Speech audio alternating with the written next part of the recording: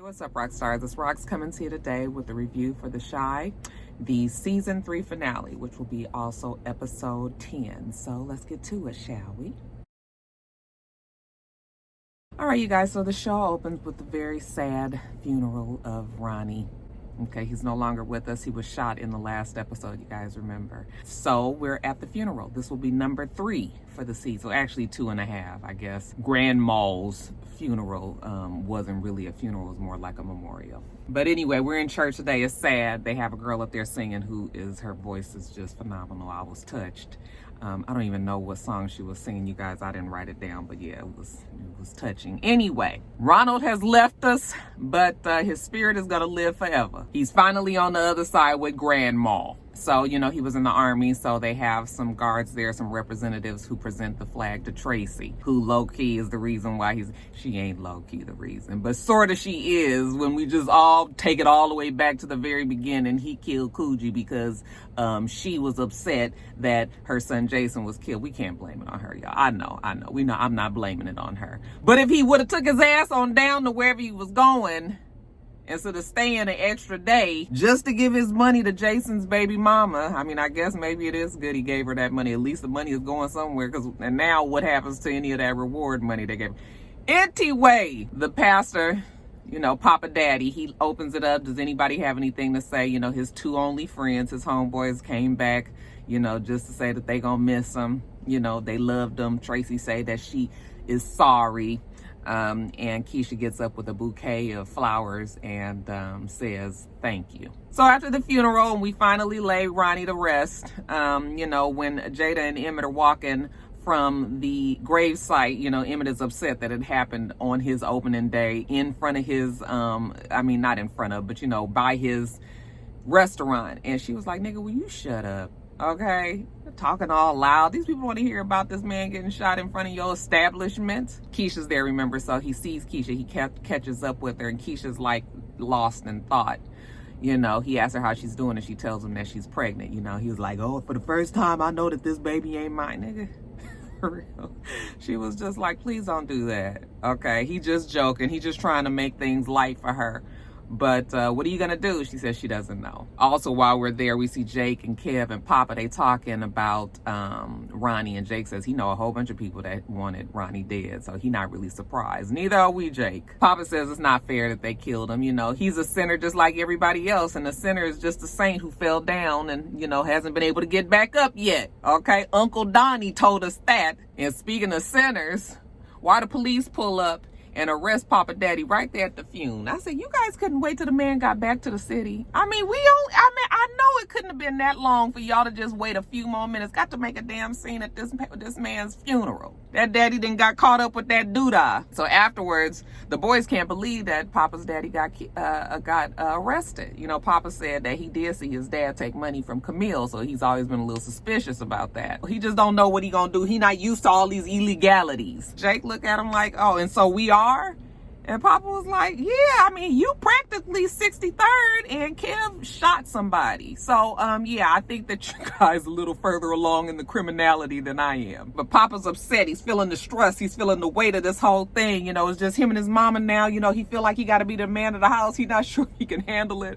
He feel like the stress might kill him. And then a little later on, we see Gemma's dad. Isn't that Gemma's dad? That's Jim's dad, isn't it? I keep on saying Jim's dad, but then I'm like, is that him? He just seems so polar opposite, being the daddy and being this guy with Duda. But anyway, he goes and tells Duda that Papa Daddy done got arrested. And because he don't want to go to jail, he in there singing like a bird. What does Papa Daddy got to sing about? This whole season, he skated on being a little bit corrupt. We just don't know what it is. And you know who else is singing like a bird? Miss Rose. Because we see Rose down there at Camille's campaign spot. Okay, walks in all willy-nilly, not in any type of disguise. I'm sure everybody there knows who Rose is. But she goes in there and she got a bone to pick with sis Camille. How come you have not used the file? And Camille was just like, look, I've been a whole bunch of things in my life, okay? But I'm not a pawn. I realize that you guys handed me over that file on a silver platter and I could do doodah in. However, that is not how I've operated. Why is it that you want it so bad? Because everybody know doodah ain't shit. Okay, well, we all know that, but I mean, it's your husband. I appreciate it, but no, you trying to use me, and I do get it. Okay, but yeah, we not doing that today. Okay, so thank you, boo-boo. You look good in your suit though, girl. Okay, come on around this way. I was like, girl, you don't know. Old sis Candy might be on her side next season. Oh, Rose, I'm sorry. So she tucks her tail and she rolls her eyes, you know how she does, and she walks out slowly. Again, nobody says anything to Rose. Is anybody gonna say something to Mr. Otis Perry though?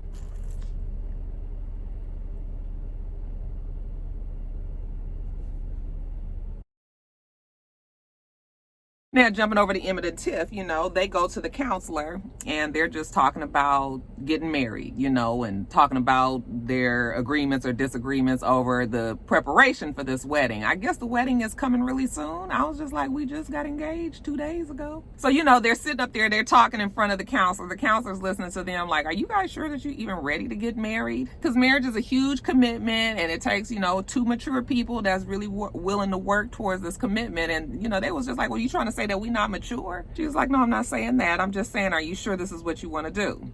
You know, maybe you can wait a little longer. She was just like, I've been waiting a long ass time for this nigga to, you know, propose to me. He should have been proposed. I've been putting up with his shit for a long time. I was just like, you guys are so immature. I mean, you just talking like this to this counselor, you know. But I guess their heart is in the right place. I mean, I'm just like, whatever. So the counselor was like, well, you're right. You know, I mean, if that's what you guys feeling, you feel like that's what you want to do. I mean, you don't need permission from me. And they was like, you know what? You're right. We don't. Okay, let's go. Okay, now jumping over to Jada, we see Jada and Keisha talking. And Jada's trying to be there for Keisha because she's had some experience with things like this. And Keisha's telling her she doesn't really know what she's going to do. And Jada tells her, well, I mean, you know, I just wish when I was your age and I went through this that I knew that I had options. Nobody told me that I had a choice to make. And Keisha says, well, she's not really sure what the choice should be. And Jada says, well, whatever your choice is, it's going to be the right one. And she tells her, well, you know what, maybe you need to speak to somebody else. You know, I feel like I know somebody who might help you out in this conversation. So then we see her talking to Tiff, of all people. Yeah, I get it. You know, Keisha's in need and people are willing to help. But I don't know if I would have ever put Tiff and Keisha together. But Tiff swallows whatever the drama was in the past, which actually is honorable, I guess. And she goes and sits down with Keisha. So Keisha tells her that she's pregnant. And, you know, Tiff is just like, well, damn, like, you know, what do you want to do? And she says she doesn't know. And Tiff tells her how, you know, when she found herself pregnant the first time, how difficult it was, you know, just trying to make the decision on whether or not she's going to keep the baby, you know. So you have time, just try to really sit and think to yourself, you know, whether or not this baby is something that you want to do. It's going to take a few weeks. Just trust yourself, trust the process. And so they hug it out. And I guess maybe this is a new friendship between the two of them. I mean, it's clear that Keisha and Emmett are not, you know, Keisha's not going to go down that road anymore. So maybe these two can be friends. Tiff goes back home and she is getting ready for the wedding. I'm just like, when exactly is this wedding going to happen? In this episode? I mean, I really honestly did not think that when we get engaged last week, that today we getting married, you know? But she's getting dressed and it's, you know, this tender moment between her and Jada. I was just like, is the fucking wedding today? You know, we also see Emmett in the other room putting on clothes from Darnell. So evidently Darnell got these clothes for them. So while Jada's in there giving her something borrowed, I was like, oh yeah, I guess the wedding is today. She tells her that, you know, her and Emmett have grown a lot, but Emmett has a lot of growing to do. And, you know, Tiff is really happy about the fact that they're finally settling down. You know, this is all she ever wanted. And ignorant ass Darnell in there with Emmett, and Emmett realizes that the clothes that he done got for him to wear are stolen. Still got the damn, the sensor on it. You know, he was like, where these clothes came from? You know, Darnell was like, don't worry about it. Why is the damn sensor still on there? So he go bust in the room, Tiffany in her wedding dress, like, damn, you fucking up the tradition. You're not supposed to see the bride. But he was like, we not wearing these clothes, they stolen. Tiff was just like, is that what you busting in here for? So what? Like, she don't care. This dress is beautiful. She's gonna wear it. Hell, it's already there. Darnell just looks at her and was just like, I knew I liked you. Nigga, you was just saying she was a cheater the day before. All right, you guys, so the boys are at work. They can't believe that Otis Perry had them come into the pizza shop to work. All this shit going on. Jake says his life is about to change in a couple of hours. And then who should walk through the door but Papa Daddy? Okay, Pastor, he free. Pastor say, listen, boys, I know everything was frightening earlier today, but it was just a misunderstanding. Everything good now. Your daddy out of jail. He sees Papa and Papa looks worried. He says, don't worry, son. And Papa says, I am worried. And he says, son, faith and worry don't mix. And he says, well, how faithful are you, Daddy? And he says, well, watch your mouth, boy. I'm still your father. You are still a child. And Papa tells him, well, I'm not going to be a child much longer. Okay, poor little Papa's faith is going to be rocked in that next season because we're going to hear a whole lot about that daddy and some tell me it ain't going to be good. But anyway, Jake's situation. So we see Trig, he's with his girlfriend. We ain't seen her the last few episodes. I actually forgot about her. And then somebody mentioned her in the comments last week, like, where is Trig's girlfriend? Okay, well, here she is. She's helping them get ready. He's about to go see the judge. They're trying to see if they can, he can get custody of Jake, So he real nervous. And she was like, baby, don't worry about it. Just breathe, okay? Trying to help him get his tie together. He's just like, I ain't really, did this whole daddy thing. What if I'm not, fit to lead the family? She says, well, if you're not fit to do it by yourself, then we'll lead together. It's okay, baby. We together on this. His girlfriend is ride or die. We see them, her, Jake, and Trig. They on the elevator. They're on their way into the courthouse. You can tell that everybody is nervous on the elevator.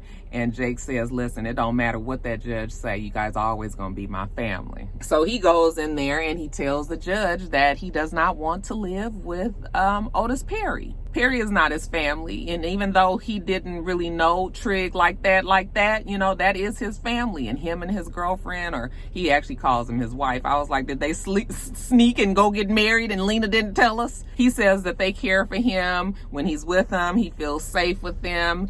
And, that's where he needs to be. That's where he should be. Their family. So, of course, the judge is going to listen to when the child is that age and they clearly can say where they would want to be, the judge does take into consideration their feelings. All right. So, let's hear from Mr. Otis Perry, except Mr. Otis Perry ain't here. Instead, we just got Rose and the lawyer. Okay. And Rose is looking real troubled over there, And, the judge was like, so where is Mr. Perry? And Rose stands up and she's just like, Judge, I'm sure it's a good explanation. He knows how important this is. Okay. Well, that is not good enough for the judge. If you don't have enough sense to be here for the custodial case of this child, then obviously you don't care that much. So the judge gives the custody to Trig. So, Rose is just like, dang.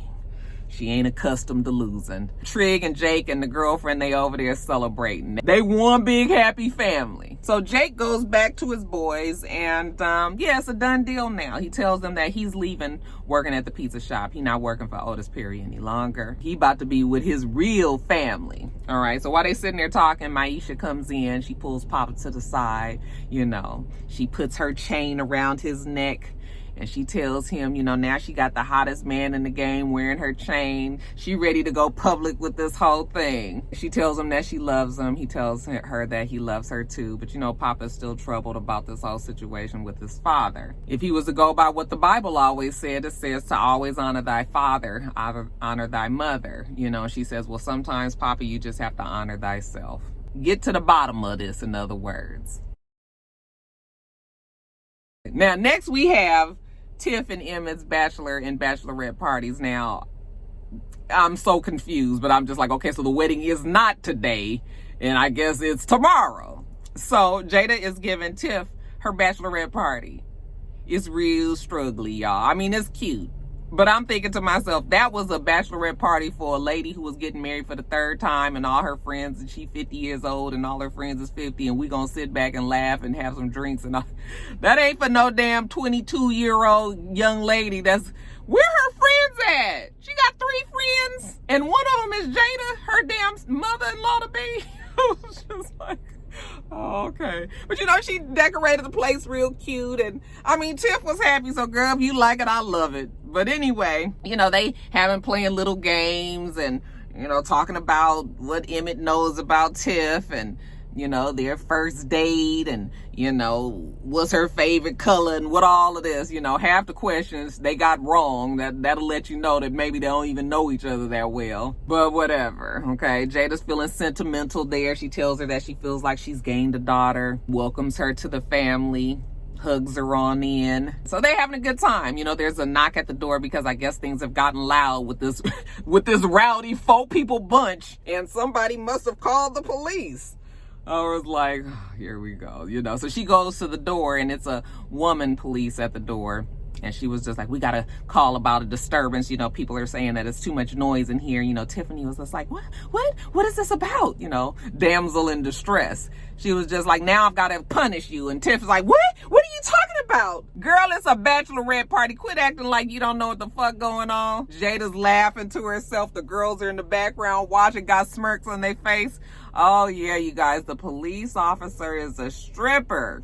Jada says, well, you said you don't like male strippers. And Jada's a newfound mom. She gonna get you a female stripper then. So, child, they throwing money and the strippers in there dancing and they having a good time. I said, okay, Lena. Then we see Emmett and his dad. Again, Emmett is how old?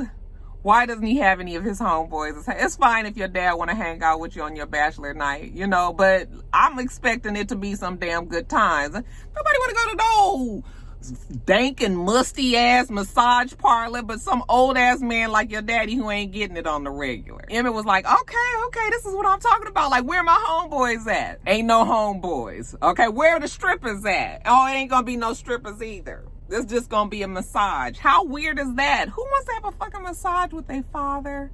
For real? It ain't quite the same as a mommy and me day.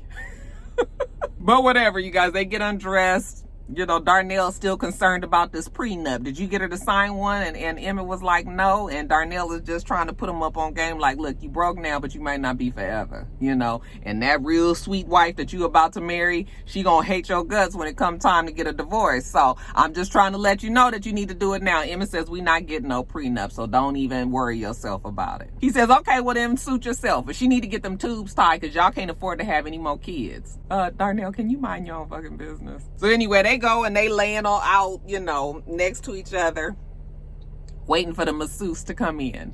And the two girls come in and they were like, are you ready for your couples massage? And Emmett was like, couples? We not no couple. And Darnell was like, be quiet, okay, because the coupon says you can only get this massage if you a couple. Emmett was just like, I'm not fixing to sit next to you and get no damn massage by these two women just so that you can try to get you a happy ending. All right, he looks up at him and he was just kind of thinking about it, but then he clears his mind real quick and he was just like, yeah, no. All right, I'm married. I'm not doing this. So he leaves out. You know, Darnell was like, well, I guess the two of you guys got to just work on me. And Darnell is ignorant as fuck. So Emmett and his pitiful bachelor's night, you know, he goes on home. The bachelorette party is over. Tiff is asleep on the couch. He was like, well, damn. You know, it looked like she had a way better time than he did. Well, she did. Okay, at least Jada knew how to throw a little something for the girl. Tiff was just like, yeah, your mom really know how to throw a party. What you doing home so early? He said he missed his wife, you know. Besides, wasn't shit else to do. Now, he tells her that he's glad that they get married, but you do know that I'm not perfect, right? Well, she does know you well enough to know that, Emmett. She don't know that you fucked old girl, but she do know that you're not perfect. Anyway, who wants to talk about those type of things? It's the night before the wedding. Let's get it in. I know Jada's in the other room, but you know what? She might not come out. So they have a little face in the place on the couch right there, and I'm assuming Emmett got his happy ending. Now we see Sis Camille talking to her team, and everybody is crowded around her in her campaign area, and she tells them how you guys fought the good fight. You know, no long faces. Just because we lost this one doesn't mean that we've lost the war. You know, we gonna still be out there doing what we need to do. So don't be disappointed in yourself because they did the job that they were there to do. Okay, she's grateful for them all. All right, but Camille looks pretty sad herself. I said, aw, Camille, why you ain't used that folder? And what was in the fucking folder? That damn folder had all of Doodah's eels in it. I was just like, I mean, you guys, if the folder was this big and you would act like it had every single bad thing that Doodah had done in their life. Anyway, so I guess that means that Otis Perry has won the mayorship. And we see Rose, she pours him a drink as he is sitting, feeling pretty good about himself in his office. Congratulations. Okay. Then she was just like, why didn't you show up to the custody hearing? Oh, Otis Perry is contemplative. He says, yeah, about that custody hearing. You know, I thought about it and I was just like, why get one of them when you can have them both? Oh, Otis got an idea in his brain. Next, we see Otis take it on over to Trigg's house. You know, Trigg is on the couch with his girl. And there's a knock at the door. And when he opens the door, Otis walk in looking like a fucking pimp or something. He got his coat over his shoulders. You know, he feeling himself now. So he walk on in there. Trigg was just like, I guess I'm supposed to say congratulations. And Otis says, yeah, there's no bad feelings here. You know, I hope you don't have any bad feelings either. And Trigg was like, yeah, nigga, I got bad feelings. You tried to kill me. He was like, nigga, if I wanted you dead, you would be dead. Okay, that was when he was in doo-dah mode, but then he switched it back to the Otis Perry mode. He says, well, I would like to continue to pay for Jake's education, his tuition. And Trigg was like, no, we don't need your money. We don't need nothing from you. And he was just like, oh, you don't, huh? But I got a proposition for you. So Otis tells him how he has decided that he could train Trigg. You know what? You seem pretty smart, and you ain't really out there in these streets like these 63rd niggas that I got. I can't really trust them like that. So what I figure is that maybe I'll have you work for me. I'm going to train you up to be the leader that I know you are. And, you know, I'm going to give you this money, and I'm going to take care of you and your son. I mean, your brother. And, you know, that's what we going to do from here on out, you know. So it's going to be a benefit for you. All right, now the girlfriend is sitting over there on the couch. She not saying nothing. She knows enough not to say anything. But I'm just like, girl, you ain't gonna say nothing because look at Trigg. Trigg, that one eyebrow was moving a little bit. I was like, I mean, are you about to say yes to this man who killed your brother? Who tried to kill you? Who tried to steal your brother? Who paid off your drug head mama? Really, Trigg? Charlotte didn't take much convincing. Trigg was just like, well, yeah, let me think about it. Okay. You know, the girlfriend's over there. She's disappointed. She still don't say nothing. But I was just like, you wanted to work for him, obviously, because you didn't even, I mean, can I have 24 hours to think about it? None of that. You go from this nigga tried to kill me to, okay, I'm gonna work for you. Really? And wait till Jake finds out about that. So I was just like, oh, Trigg, you old regular fuck nigga like the rest of them. Oh, dude, I'm so pleased, because he already knew that he was gonna say, okay. When he's walking out, he turns around, he says, Intrigue. There's a new sheriff in town, motherfucker. I said, all right, 48 hours, trading places, whichever movie it was, Eddie Murphy. I tell you, this show was all over the place last night. But whatever, Jake comes on back home. He's sitting there with Trigg's girlfriend. I guess in the custody hearing, the whole thing about her being charged with manslaughter, it came up, or somehow Jake has found out about it. So he's asking her, like, what is manslaughter? And she says, you know, it's like when you kill somebody, but you didn't mean to do it. It was an accident. So why were you charged with manslaughter? She said, because she killed her father. And he said, why? And she said, because he wanted a little boy. And he was just like, oh, okay. He said, well, I know what you are. And she was like, you do? And he said, yeah, I mean, you really a boy, but inside, you know, you don't feel like that. You feel like a girl. She says, yeah, well, that's something like it. Now, how do you feel about that? He said, I don't care. Yeah, I mean, it ain't doing me no nothing, like my mother-in-law say. Ain't did me nothing. All Jake is worried about is whether or not Trigg and his girlfriend can afford to keep him. I said, oh, yeah, they can afford you now. Okay, because you still gonna be under Otis's thumb. She was just like, don't worry about it. You know, we'll figure it out. All right. So he's sitting there eating, and when he finishes, he gets up, and she was just like, where you going? And he was like, I'm going to go watch TV. And she was just like, you can wash your dishes. He was like, why you trying to be like this now? Like, everything been cool. Now all of a sudden you trying to be my mama or something. You gonna be hard on me and making me wash dishes and stuff like that. She's like, I'm not trying to be your mama. Okay, and I'm not trying to be mean to you, but I'm trying to teach you some responsibility. Okay, so no, you can't wash the dishes later. You can wash them now. You just gonna have to respect me, Jake. You're not grown. You still a child. I'm still the adult in here, and you gonna have to listen to me. So Jake was just like, well, okay. And this will be good for Jake because he ain't had no woman touch the whole time he's been on the show. It's been his brothers, and then it's been Otis. I mean, we can't count Rose. Rose gave him the fucking combination to the safe. You know, how much was she looking out for Jake? Now we see Keisha. She's at the doctor.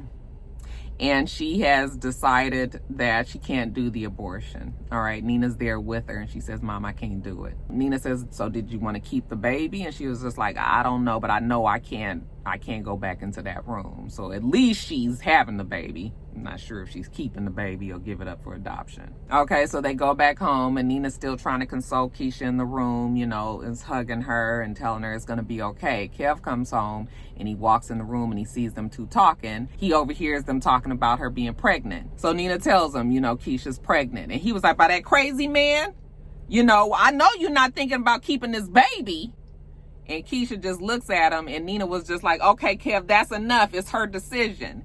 And Kev is just like, this is some bullshit. Really? I'm going to have to be uncle to a rapist child? So he gets mad, and he storms out the room. So where does he go? He goes over to his girl Gemma's house. I guess now Kevin is allowed back in the house. I mean, up until just last week, he couldn't even go around her. Now he's at the house again. She was just like, are you okay? Because it's clear that he's upset. And he says, no, he don't want to talk about it. She was like, you know what? I used to be that same way when I was younger, because Gemma act like she's 35 years old. But when I was younger, you know, she used to keep everything in until she tried to kill herself. He was just like, wow, I'm sorry. And she says, yeah, you know, and she was talking about her therapist and how she goes to see him and tells him how she feels, and it makes her feel better. And Kevin was just like, yeah, I used to see a therapist.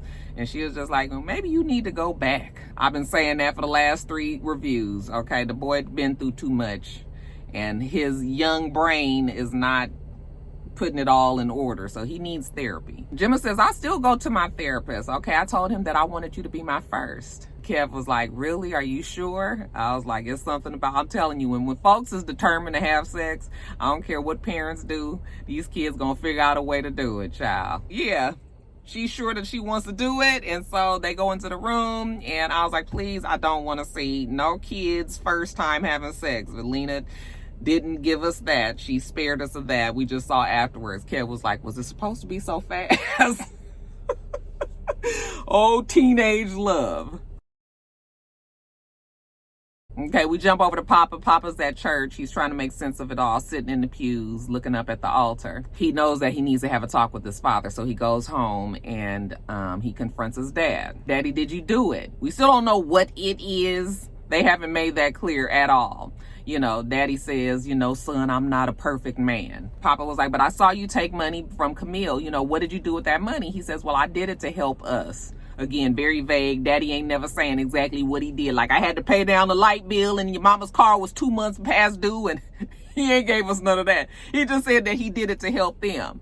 But Papa was just like, we don't need a whole bunch of money and all this extra. We've been fine up until now. Okay, even though kids don't really know what parents financially go through.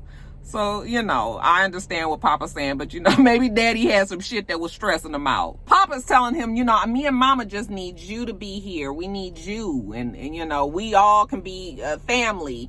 And the dad was like, look, son, I'm not a bad man. I'm just an ambitious man. So the dad keep on preparing Papa for some bad news that's about to come. So next season, I'm assuming that the daddy is not going to be the daddy. We gonna find out some bad shit about the daddy. But it annoyed me that we didn't get none of that this season. The man go to, you know, get arrested, then he's out, then we still ain't said what the problem is. You know, we just keep on making it seem like it's about some money. He's singing like a bird. What was the fucking song, you know? So I'm just like, whatever.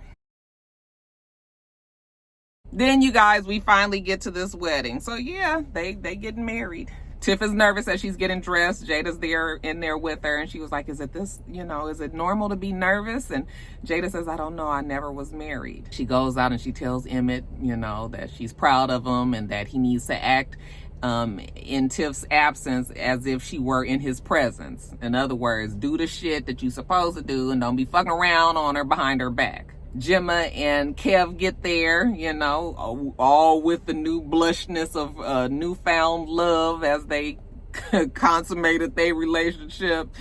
And that's it. It's Darnell, it's Kev and Gemma, it's Tiff and Emmett, and it's Jada and the minister. And I'm just like, this is weird.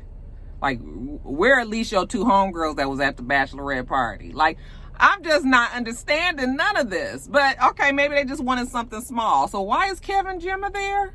None of this makes sense. But anyway, they get married. Then we see them after the wedding. They go home. I mean, we can't even get a hotel room. At least Nina and Dre at least got a hotel room after their wedding. Okay? They go home and they have sex right there on the couch, as if we don't live in this place with Jada. I mean, if I was fucking Jada, I'd have sprung and got him a hotel room if that's what we needed to do. Like, damn. And then you guys know how Lena likes to end her shows on a happy note, even when it be all this other shit going on. We see Papa and Maisha, and they happy together. We see Jake and Trig and his wifey, and they're one big happy family. We see Gemma and Kev, and they're happy. We see Dre and Nina. Looks like they're doing better. They seem to be happy as well. And then we see Keisha, who's in bed, thinking to herself.